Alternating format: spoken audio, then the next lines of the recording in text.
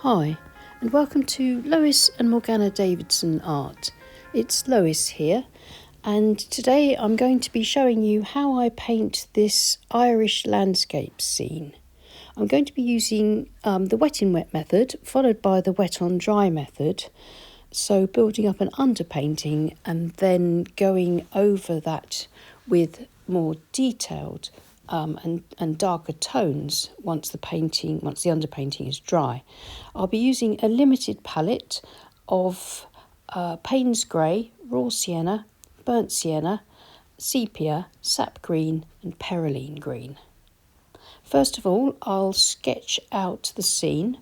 I'm using a reference photograph from Pixabay. The link will be in the description below for the photograph that I used, but I'm just going to simplify the scene and use my artistic license to change it up slightly to balance it out with more trees on the right. So here is my rough pencil sketch. You can see that it's very simple, just a few sketchy lines to indicate the main elements of the scene. A nice, loose, simple sketch like this helps to stop me from getting too fussy when I start to paint. It can keep my brushwork much looser if I've only got a very simple sketch when I start to paint. So starting off with the wet in wet method, wetting the page all over. I use various brushes, starting off with a large wash brush and then using a combination of rounds, flats and a rigger brush too. My paper today is Millford cold press paper. It's 100% cotton and it's a quarter imperial sheet, and it's taped to my board, and my board's at an angle of about 20 degrees so that gravity will help with the painting. So the first thing to do is to paint the sky using the wet in wet method, trying to get some really nice soft diffusions, and then I'll begin to build up some lighter tones and mid-tones in the land.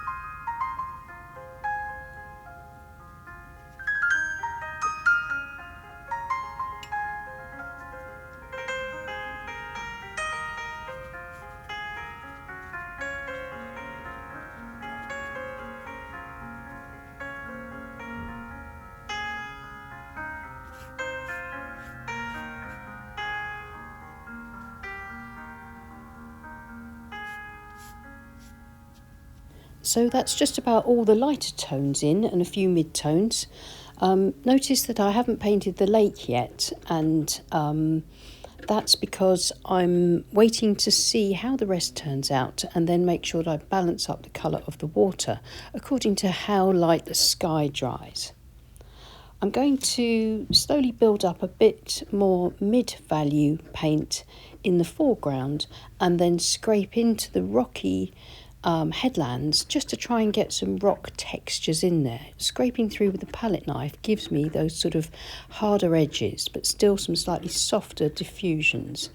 And I'll bring some lighter highlights through by scraping through to the white of the paper where the trees are in a few places, and this just may help me to keep a slightly more natural look to the trees with them catching the light in places once I paint them in later on.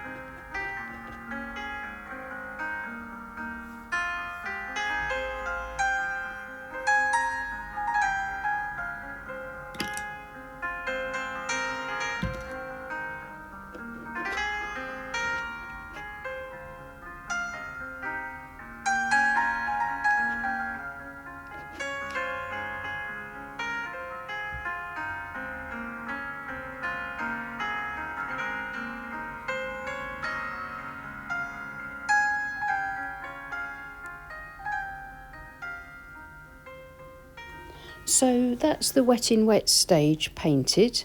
It's now time to let it dry completely and then come back and just put a little bit more detail into the painting, this time using the wet on dry method. So building up crisper, harder edge detail on the diffused soft underpainting. I'm going to establish the distant mountains first using a nice pale grey. A nice pale cool colour there should help those mountains to recede well into the background. Then I'll begin to work on the trees, putting in the trunks and the branches, and begin to build up some darker values on the land and on the beach.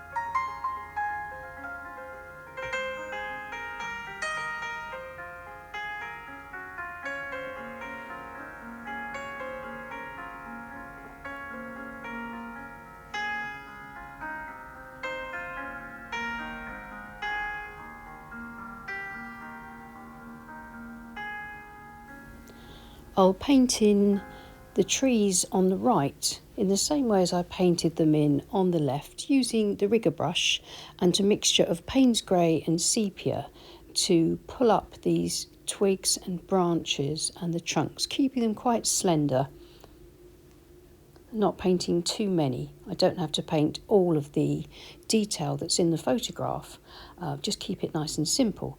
And now I'm moving on to my small calligraphy brush, and I'm going to use sap green and perylene green and try and use the dry brush technique just to scrape a little bit of stronger suggested detail of foliage over those branches and over the wet in wet diffusions that I put in the underpainting, and hopefully just build up a fairly convincing but very loose canopy of leaves.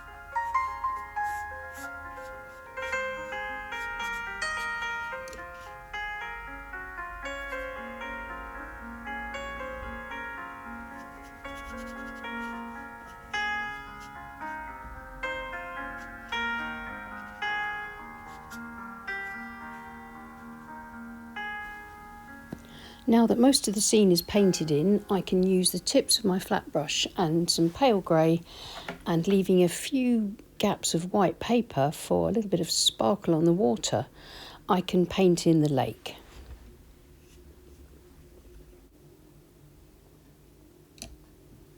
And then continuing to work on building up some of the darker value at the base of the rocks to really get them into the shadow.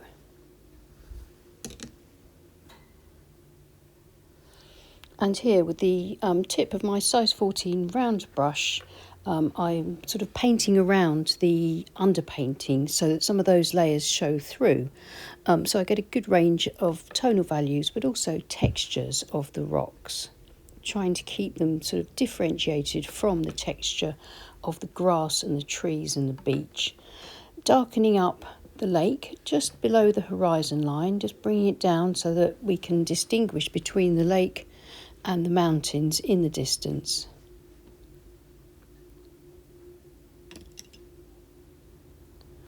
And I think I'm almost finished. I think I need to darken up the beach a bit more and do a little bit more to the trees, but I'm going to remove the tape first, and by doing that it looks almost as if it's in a mount or mat or a frame, and we can see it in a more finished light and see if the composition looks balanced and if it needs any more doing to it. And seeing it with fresh eyes, I'm going to darken up the beach slightly, add a bit more detail into the shrubs and trees, and just a few more finishing touches here and there.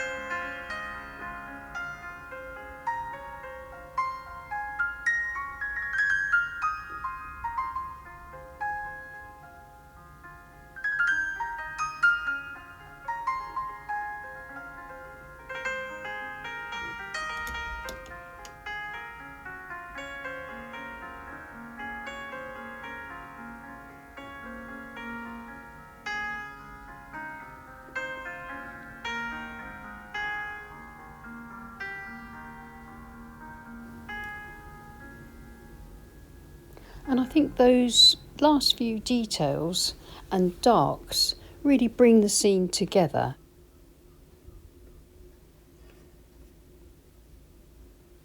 I'm going to call that finished now. I'm quite pleased with the way it's turned out, and I hope you found it helpful to see how I use the wet in wet method and then the wet on dry method, building up the tonal values and keeping a range of soft and hard edges in my painting, and also trying to get that sort of depth and distance through using paler, cooler paint in the distance for some aerial perspective. So I hope that demo was helpful and that it's given you some ideas to take forward in your own paintings of different scenes. It's always best to try and use the transferable skills that I teach here in your own work. Sort of pick and choose some of the ideas here, and then you can begin to develop your own skills and learn how to colour mix, how to create the washes, how to paint wet on wet and wet in dry for yourself, and not just trying to sort of paint in the same way that I do. Of course, what you want to do is to learn to paint like you, and it's really important just to sort of step out of your comfort zone and give it a go. Well, thank you so much for watching. Please leave us a like and subscribe to our channel if you haven't already. And thank you so much to everyone that supports us on Patreon. We really do appreciate each and every one of you. And I'll see you again soon. Take care and happy painting. Bye.